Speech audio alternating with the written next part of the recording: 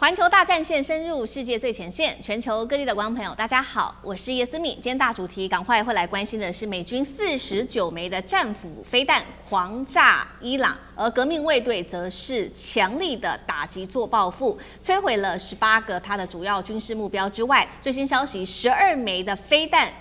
飛向了美軍駐中東的基地，那麼摧毀了來自於革命衛隊最新說法，包括了 F-35、F-15、F-16戰機。今天就這些議題會做一個比較深入的解析。美伊大戰現在看起來是不是又進入另外一場更大規模的戰爭？今天會來做解析。首先，在我們的影片開始之前，請觀眾朋友幫我們節目按讚，留言區如果想要跟我們互動，可以寫下斯敏你在哪一個城市收看，我會親自做回復。另外呢，看到熱推薦，請幫我們按下熱推2個字。好，先歡迎在場來賓，國際情勢專家賴岳謙老師。主持人好，觀眾朋友大家好。前國安會副秘書長楊永明老師。斯敏好，各位朋友好。陸軍退役少將李正傑將軍。斯敏好，各位觀眾大家好。好，觀眾朋友，今天節目3個火線話題，等一下請我們的來賓特別幫我們做解析。有關於這場美伊戰事，趕快來看到這一場衝突已經從有限的報復，剛剛我們看到了，包括現在雙方是飛彈互轟、基地互炸，而且海峽也做封鎖，可以說是3線開戰哦。這還算是區域的衝突嗎？還是已經進入到了全面戰爭臨界點？第二件事情，今天會來關心到的是伊朗宣稱的打擊美軍的基地，它的命中率可以高達70%，甚至還擊落了多架的無人機、攻擊艦隊等等哦。那麼這是它的戰果有誇大嗎？還是真的已經撕開美軍防空網的破口了呢？第三件事情，我們來看到戰斧飛彈越打越少之外，荷姆茲海峽又再次的被伊朗給掐住了，美國會不會先撐不住？尤其是在川普面對的是國內經濟壓力之下，對伊朗接下來會不會讓步呢？今天就這些議題會一起來做關心。這一場衝突可以說再次升溫，而且呢是3線開火。美軍連續第2天對伊朗境內多個目標發動的軍事的空襲，川普這一次也親口證實了。第2天開始，他又再次的發射了49枚戰斧巡弋飛彈，部分的目標離德黑蘭非常的近，只有64公里而已。那麼，伊朗的軍事力量已經徹底陷入混亂，這是來自於川普的最新說法。他還說呢，伊朗已經被完全的擊敗。真的是這樣嗎？現在看起來完全不是這樣子。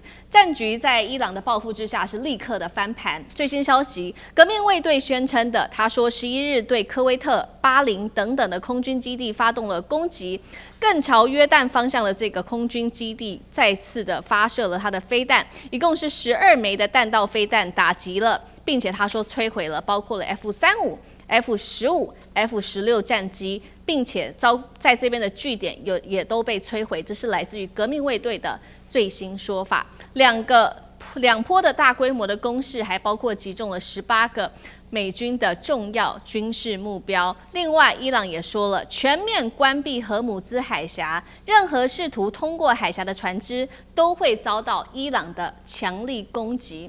趕快來看一下細節，雙方都說自己的戰果非常的大。那我們先來看到美軍宣稱的戰果。美軍說，這一次總共是發射了49枚的戰斧巡弋飛彈，打擊了包括伊朗靠近波灣地區的雷達、防空系統、多個港口，還有軍事基地，都發生了爆炸事件。革命衛隊說，摧毀了18處的美軍重要目標，這當中包括了我們剛剛提到的多個空軍基地，還有打擊美軍在巴林的第5艦隊，甚至是 MQ-9的無人機，他說被打落了。那麼我們來看一下伊朗一波波的飛彈攻擊現場，我們有最新的影片，來看一下現場最新畫面。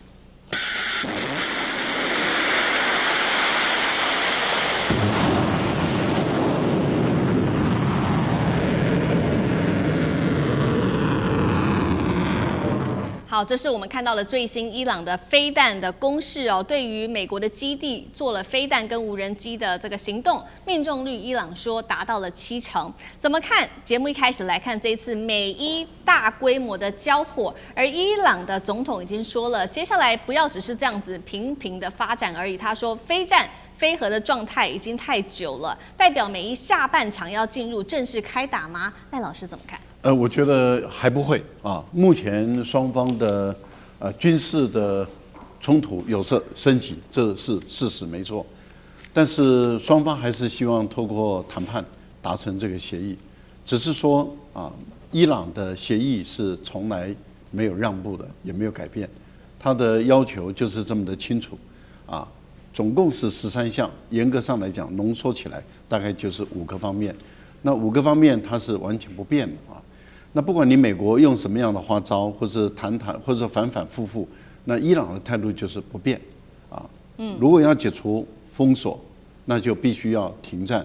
這個停戰就包括美伊的停戰，也包括以色列跟伊朗、以色列跟這個真主黨哈馬斯等相關地區的停戰，也包括美國要解除對於伊朗的封鎖等等，這些全部都要解除才能夠停戰。濃縮鈾的問題還是一樣沒有變，就是凍結的240億美元的資產要解凍，他要先拿回來。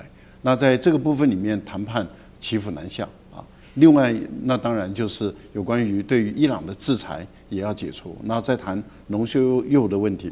所以是分2個部分來談。伊朗到現在為止，他完全沒有任何讓步。好，對特朗普來講，反反复复，可他認為他的談判技巧可以透過這種反反复复中讓伊朗讓步，可是很明顯的看起來沒有。那我為什麼會預估說這個談判？這個戰火不會又進入下半場的全面性的戰火，原因很簡單，就是美國的中央司令部今天馬上就宣布了，說他們現階段的任務完成了。那完成的意思也就是不會再打了。那也就是希望伊朗你也可以了吧？你反擊也被你反擊了嘛？那你也打了你自己說的18處，那打完了就算了，那就大家再恢復來談判。那當然，這個部分裡面，美國就釋放出這個訊息，說他沒有要升級。那伊朗雖然嘴巴講說我不能夠這樣子這樣談談打打，這樣沒完沒了，要不就是做一個決戰。可是什麼叫決戰呢？你能夠消滅整個美軍在中東地區的5-6萬的大軍嗎？不可能嘛。你美軍也不可能登陸去消滅伊朗的革命衛隊或是他的正規軍，也都不可能嘛。那所以這種情形下是雙方還是在擺姿態。可是問題就在於我們怎麼在觀察說大仗不會再全面打起來，最主要的就是伊朗重新封鎖赫爾木茲海峽，可是曼德海峽沒有封鎖。伊朗之前揚言說要同時封鎖2個海峽，如果美國再發動攻擊的話，所以很明顯的就是曼德海峽沒有封鎖，但是美國已經發動攻擊，這代表雙方還是留有一個餘地，就是要進入談判。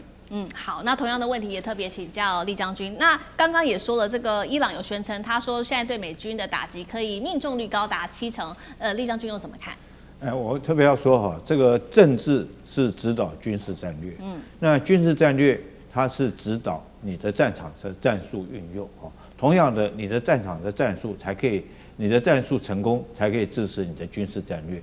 那你的軍事戰略達到你所望的效果，才可以支持你的政治上的談判。我覺得這是一個邏輯下來的。那我們現在先從最基層的戰術行動來看哈，從這次的戰術行動，很明顯的伊朗的反擊力道超過於美軍的想象。那我們看到這個美軍雙方從這個大概從前天開始了哈，這個從伊朗對這個以色列發射了導彈。然後也對美軍這個各個基地都實施攻擊，那當然美軍也實施反擊哈。對。可是從這個過程之中，你要知道我們看出一些端倪，跟剛開始2月28號開戰的時候，戰術行動是那時候可以說伊朗處於100%挨打的一個局面，是完全不一樣的。現在來講，在戰術上面，伊朗是可以說跟美軍打個互相一個平手，而且很明顯的在戰術行動上面，我認為伊朗獲得了主動。怎麼講呢？第一個，我們看昨天最新一個戰況是美國的一架，這次美軍之所以會對這個德黑蘭又發動了所謂戰斧型巡弋導彈的攻擊，主要是報復他那架這個阿帕奇直升機被擊落。但是你知道這為什麼阿帕奇直升機會被無人機擊落呢？我想這魔力就很大了。這依照伊朗的無人機見證者136，它是之前起飛之前我設定你的攻擊方向、飛行路線都設定好之後，它不會主動去找目標打，它就直接飛過去，然後自殺攻擊。它怎麼會那麼巧去撞到這個阿帕奇直升機呢？可見的伊朗這次的直升機上面裝了這種短程的空導彈。哦，那在戰術上面，這確實是一大進步。所以這就為什麼伊朗可以好幾次打中阿帕奇直升機，也可以打中 MQ9。我認為說是伊朗在軍事上面已經有一個創新的做法。好，那你軍事上有創新做法，再來我們看美軍這49枚的戰斧型巡弋導彈，這個發射出去，結果是不是這個只攔截了30%，有70%這個命中，我覺得可能性是很大。首先我要說，這個美軍的戰斧型巡弋導彈從開戰開始到現在，總共聽說他打了850枚哈，那如果再加上這49枚，幾乎是900枚，佔了美軍的庫存的1/3以上了。那尤其是戰斧型巡弋導彈，你不是在陸地上就能發射，你一定要裝在軍艦上面才能發射。那美軍是不是增加它後勤運補的困難度？你怎麼樣？這個軍艦要靠港才能夠重新補充彈藥。那這個愛國者攔截不了，那證明2件事情嘛。第一個就是你美軍這個沒有那麼多的愛國者，已經庫存快見底了愛國者。第二個是代表伊朗的這種導彈，這個確實不是吹牛的確實是有這個超高音速的能力。你美軍的愛國者不太容易攔截得到，因為愛國者攔截是物理撞擊，它就頭對頭要撞在一起。是，所以說如果它速度快，或者它具有閃躲能力的話，你沒辦法撞到它，你就攔截不了。這是戰術上面的行動。那在軍事戰略，我可以很斷言的講，這個伊朗現在的軍事戰略上面，它已經改採一種所謂的軍事追擊的一種態勢。所以軍事追擊不是真的是追着美軍的屁股後面打，那是戰場上追擊。可是就是很明顯，他已經看穿川普的手腳。你想要脫離戰場，想要退，那你想要退，我不讓你退，我就繼續用軍事攻擊你的方式，繼續再用零星的戰鬥把你拖在這個戰場上面，然後消耗你的戰力，然後。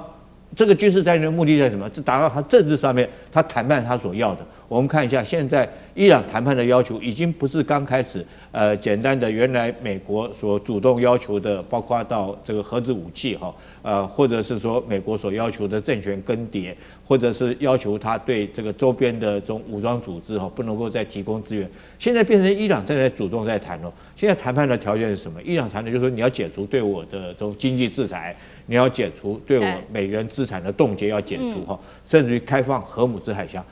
大家看一下，這政治談判現在是變成伊朗在採取主動，反而我們最近這段時間，美國連核武都不在，要這個限制伊朗的濃縮鈾的發展，限制它核武的發展，已經這個漸漸的聲音慢慢低下去不談。現在反而雙方只是在一個荷姆茲海峽能不能夠開放。所以我覺得從整個政治態勢跟軍事戰略到戰場上面，目前看出來，伊朗確實是採取了主動。好，所以我們看到這個美伊沒有想到稍微和緩了一陣子，在這幾天這個大規模的軍事行動又再次的開始了。那從這幾次的軍事行動當中，也可以看到，目前為止伊朗確實比較掌握主導權。那另外一個壓力就是來自於荷姆茲海峽了，伊朗也持續的掌握主導權，他也最新宣布會全面的封鎖在這邊的郵輪跟商船，他還嗆聲之後任何一艘船只要通過這邊，絕對是格殺勿論，而且證實有2隻船呢，已經2艘船隻呢都已經被擊中了。那如將軍剛剛也幫我們特別提到了，美軍現在面臨的問題就是它的飛彈的庫存了。美軍開戰到現在4週，消耗的庫存達到了850枚，佔中東庫存達到1半以上，這是他現在最要擔心的點。那楊老師又怎麼看？對啊，他這一次又發射了49枚這個對戰斧飛彈的庫存不是減少而已，基本上是雪上加霜。而且可能依照美國過去製造戰斧飛彈的速度，可能要6個月到8個月才能補足這49枚。因為我們看到《華盛頓郵報》以及這個 CSIS 都說，美國的戰斧飛彈在這一次從3100枚的庫存降到了2000枚。如果再加上這個49枚，然後它平均每年大概就做到80到100枚之間。然後已經跟日本說，本來要賣給日本的這個戰斧飛彈要延後3年，所以這49枚我覺得是他這一陣子很用心努力存下來的，然後呢看看是不是這49枚能夠發揮效用，我就是不了解他為什麼用49不用50，大概川普喜歡這個數字那所以你就卡在一個什麼東西呢？你就卡在一個硬實力的現實瓶頸嘛，也就是說。這裡面第一個是軍事上，你庫存掉得這麼快，然後呢，效益卻沒辦法得到，所以他很知道，你不管是做任何的這個攻擊對伊朗，你大概沒有辦法得到任何轟炸軍事上的效益。然後呢，現在另外一方面剛剛提到，這個油一直出不來，已經對美國的油價產生很大的衝擊嘍，大概已經漲了50%左右了，在美國這個油價。然後你看這2天5月份的 CPI 消費者物價指數來到了4.2%，這不得了啊！我們通常的理想狀態是2%而已哈。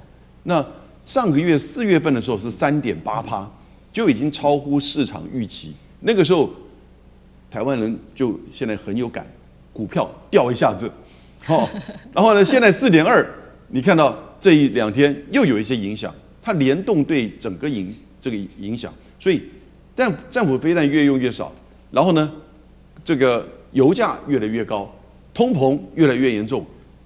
那現在碰到一個什麼東西？一個心理的博弈。我們剛剛講的是硬實力的現實瓶頸，現在是川普那個小心裡面的博弈又碰到一個卡關。什麼意思呢？因為他想要爭取一個勝利協議，可是他沒有辦法去面對這個現實，也就是他軍事上失利了。而另外一方面，剛才提到的伊朗的回擊越來越有效，越来越有用，而且一直都很便宜。一個就是剛才看到那個畫面，無人機3萬塊美元，一個戰斧飛彈多少錢？1500萬美元以上啊！所以這就是一個比較，美國算一算這個數學，你就搞不下去。那川普到底他這個心理博弈能不能過自己這一關？所以他自己不斷的在自己放話，其實他自己在鼓勵他自己了，他不是在鼓勵美國人。雖然他講了37次，他講了37次什麼？快要成功，馬上要成功了，協約馬上要簽了，但是37次他又打了49枚，這種數字遊戲在他的口中不斷的在出現，可是呢，就把他逼到越來越困境的牆角。我覺得他一定要接受現實，物理現實，心理現實，經濟現實，趕快把那個合議談出來吧。好，謝謝楊老師。那我們休息一下，馬上回来。地緣政治、美中之爭、戰略價值、強權崛起、小國生存，現在與未來洞悉事件走向，掌握世界脈動，全球觀點盡在環球大